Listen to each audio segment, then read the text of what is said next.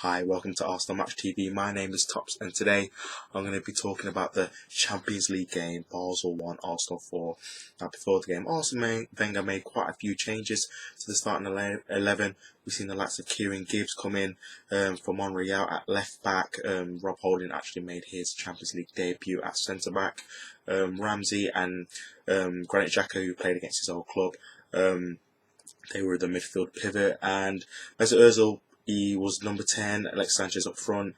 And we actually see Lucas Perez, he played on the right-hand side for the first time for Arsenal, and Iwobi was on the left-hand side. And Arsenal did start this game very well. You can see that they still had confidence coming off the back of the 5-1 London derby win against West Ham, and it showed early in these games because there was a different level of intent of wanting to score goals, and maybe it was because the pressure was off because they thought that Ludogorets weren't going to do them a favour against Paris Saint-Germain. But it turns out that Arsenal actually did make their positive start pay off, because they scored after 8 minutes, because it was Kieran Gibbs who made a fantastic run after a great ball from Alexis Sanchez, and he squared it across for Lucas Perez, who actually scored his first Champions League goal for Arsenal. It was a very good goal, tapping finish, but good movement all round from Kieran Gibbs and Lucas Perez. And after that, Arsenal always looked comfortable, and they suddenly made it 2 within 15 minutes, because it was again the same kind of duo. Kieran Gibbs was played in this time by Mesut Ozil, and he squared it across he had a shot, and the keeper saved it, and it was Lucas Perez who put away the rebound to make it 2-0, and it was like a carbon copy of the first goal, really. The movement from Kieran Gibbs, he had a very, very good game, possibly my man of the match if Lucas Perez did not get the hat-trick. He set up, you could say, all 3 of Perez's goals, really, and he squared it across for he had a shot that fell to Perez, and he put it away very, very calmly and neatly. And Arsenal, they look comfortable. Basel, they actually had a few chances to score, and Ospina made a couple of smart saves, but nothing really too major to worry the Arsenal back four, really. And the game, at half time, it was 2-0 to Arsenal, and we looked fairly comfortable. Start the second half, and we soon made it 3, and it was Lucas Perez again with his hat-trick, first ever hat-trick for Arsenal, and he was played in. It was Kieran Gibbs who put a through ball in.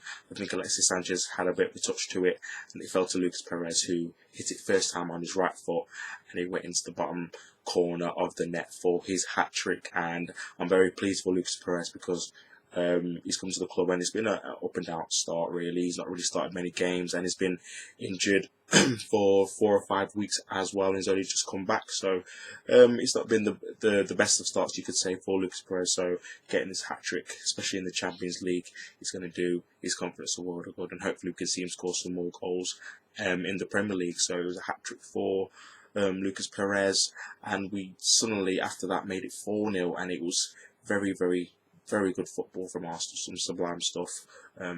Alexis Sanchez, he played a ball into space for Mesut Ozil, who had the awareness to cut it back into the path of Alex Iwobi, who scored his first goal of the season and his first goal in the Champions League for Arsenal to make it 4-0. And I'm very happy for him as well, because some of his performances have dropped since compared to the start of the season. So for him to get a goal and on the score sheet, hopefully can give him some more confidence, and maybe he can get back his starting place in the Arsenal team. So it was 4-0, and it was cruising, and those reports at half time, it was Ludogorets 1, PSG 0, so they were doing us a favour. PSG did equalise at this point, so it was 1-1, and it was all in the balance. But Ludogorets did get another goal to make it 2-1, so everything was going great. It was 2-1 to Ludogorets, 4-0 to Arsenal, and Arsene Wenger, he made the right thing, and he took off our key players, knowing that we've got big Premier League games, Stoke at home coming up on Saturday, and the game was virtually won, really. So he made some very good substitutions, took our key players after Alexis Sanchez had a very good free kick swerving that hit the bar. Keeper had no chance, didn't even move, so he was very unlucky not to score, and he soon came off for the likes of Olivier Giroud. We've seen Aaron Ramsey come off, who I thought had a decent second half as well. He came off for Mohamed El Nene, and Theo Walcott came on for Mesut Ozil. So all of our big, strong players, they got a decent rest, and then they didn't play 90 minutes, so that's always good and key to, you know, make sure they maintain their good form going into this busy December and Christmas period. Basel did get consolation. It was actually Rob Holding who, apart from this mistake, I thought he had a very good game and a very good debut in the Champions League. He gave the ball away, and it was actually Dumbia who had a very good turn of skill, and he dinked it over Ospina to score consolation for Basel. But other than that, Basel really were poor in this game. They didn't really close Arsenal down when they were on the attack, and offensively they didn't really cause too many problems for Ospina, considering that, you know, if they won and bettered Ludogorets' result, they would have got a Europa League place after Christmas. So yeah, that's how it finished. It finished 4-1 to Arsenal. Very, very good performance and comfortable victory in the end. And PSG did get a late equaliser, Di Maria, to make it 2-2 at home, but they could not get the victory that they needed to top the group, which meant and means that Arsenal do top the group, the first group they have topped since 2010-11, which is always positive, a long time since they've topped the group. And it means that they play the first fixture in the next last of 16 knockout round away from home, and the second one at home, which is always an advantage when you've got the second leg at home. So yeah, we've not had that in a while. So overall, it was a very, very positive and good night for Arsenal. Great performances from, like I said, Kieran Gibbs, Lucas Perez. Mesut Ozil had a very good game. Sanchez as well, very good link-up play. So overall, it was a very good performance and a very good end to the night with topping the group. I said before that I didn't really think we had much chance after that 2-2 draw at home to PSG to top the group, but they have proved me wrong, and they indeed topped the group. Maybe we could get a more favourable draw, but I think at this stage, every draw is difficult. We've seen the likes when we had Monaco and they knocked us out of the competition, and you've already seen the likes of Bayern Munich there finish second of their group, so we could get them, or Dortmund or Real Madrid, which all of them teams are very tough teams, Juventus or Seville as well. So it's going to be interesting to see who we draw, but I'm just glad that we've topped the group and done our job.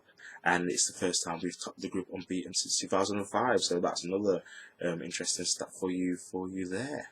But yeah, positive vibes. I'm happy. We move on to the Premier League game Saturday against Stoke, which is another must win. So hopefully we can win that and maintain our Premier League challenge for that league title.